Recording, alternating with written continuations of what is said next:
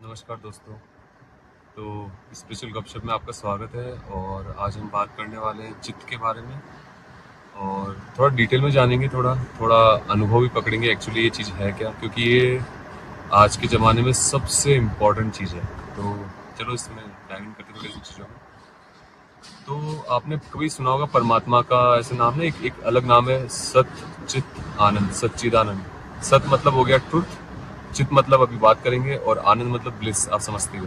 तो ये इतना इम्पोर्टेंट शब्द है, इवन इसका ना इंग्लिश में भी प्रॉपर शब्द नहीं है, मतलब किसको क्या बोलते हैं, लेकिन इसको ऐसे बोल सकते हैं जैसे ना कि आत्मा की आंख बोल सकते हैं इसको। जैसे हमारे शरीर की ये दो आंखें हैं, ऐसे वो आत्मा की आंख है, मतलब इससे हम इजी वे में यहाँ से देख सकते हैं।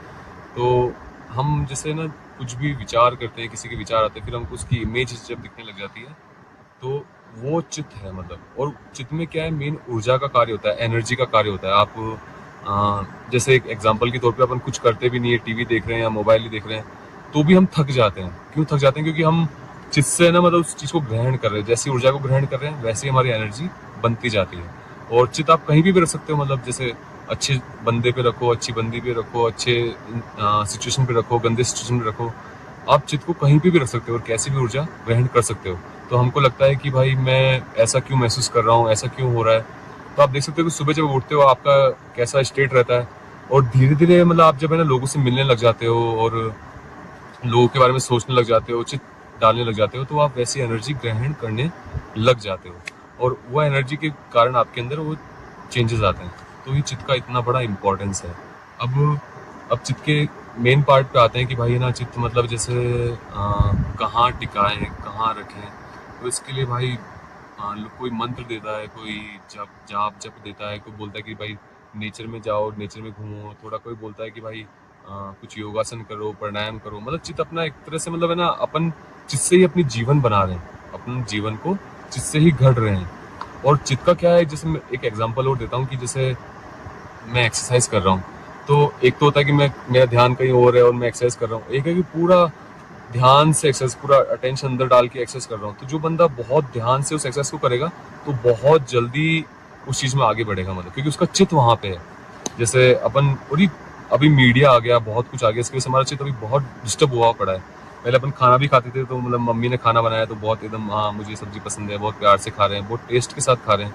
लेकिन अभी बहुत बड़ा गैप आ गया है, क्योंकि हमारा चित्त है ना, मतलब बिखर गया है एक तरह से। मतलब कंसंट्रेशन जो पावर थी हमारी, जो कनेक्ट होने की पावर थी, वो बिखर गई है। और इसी के कारण है ना, हम बोलते ना कहीं ना कहीं अपने से ही दूर हो गए, मतलब और चीज़ों में फंस गए हैं। मतलब कि इसकी वजह से मेरे को एकदम अटेंशन मेरा फुल हो जाता है, इस चीज़ की वजह से मेरा अटेंशन फुल हो जाता है, और हम चीज़ों में पड़ गए, मतलब खुद को छूट गए, खुद दूर हो गए, खुद से बहुत दूर हो गए।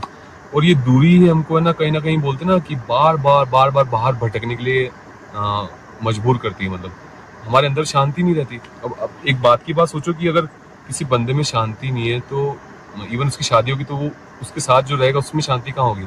इसको चेक भी आप कर सकते हो कि आप आधा घंटा, एक घंटा बिना मोबाइल चीज़ें, इन चीज़ों के अलावा कोई भी चीज़ नहीं लेनी, और आप खाली बैठो, और उस आधे घंटे में आपको अगर अच्छा लग रहा है तो आप अपनी कंपनी के साथ खुश हो। अगर आपको सब बहुत विचार, टेंशन है, ये वो फलाना ढिमका एकदम पकड़ रही है, तो भाई आपका कनेक्शन अभी खुद के साथ है नहीं, मतलब बहुत खिचड़ी से कनेक्शन आपका, वो जो बहुत चीज़ों से। तो उसके लिए कुछ नहीं, ध्यान बहुत अच्छी चीज़ है, वो आप कर सकते हो।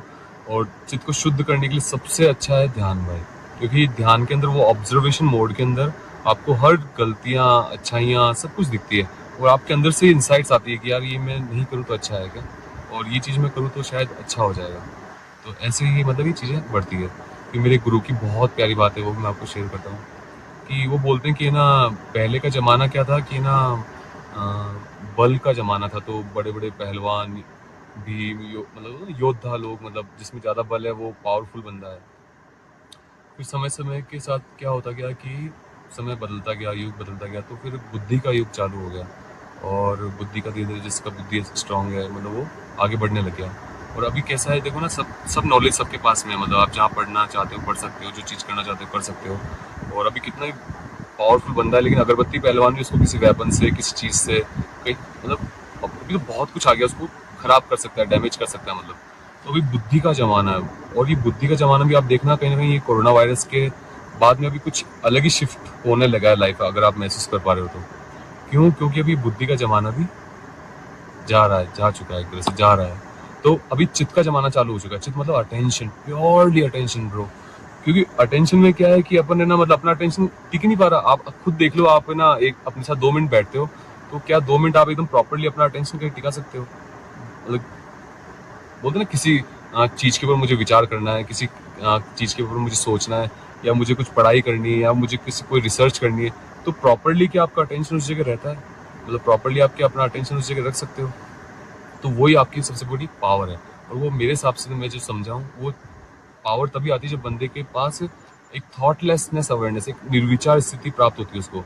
अगर वो भूतकाल में घूम रहा है, भविष्य काल में घूम रहा है, उनकी टेंशन में घूम रहा है, तो वो वर्तमान में एकदम प्रॉपरली अपना अटेंशन डाल ही नहीं सकता भाई। क्या उसको डालने के लिए थोड़ा खाली होना जरूरी है, मतलब उस गैप में आना जरूरी है। और वो गैप में बंदा आएगा तो एक फ्लो के अंदर अटेंशन अपने आप ही जाएगा उधर, मतलब। और वो जिस चीज़ में अटेंशन डाल रहा है, वो चीज़ उसकी लाइफ में, मतलब उससे अच्छा ही आउटपुट आने वाला है।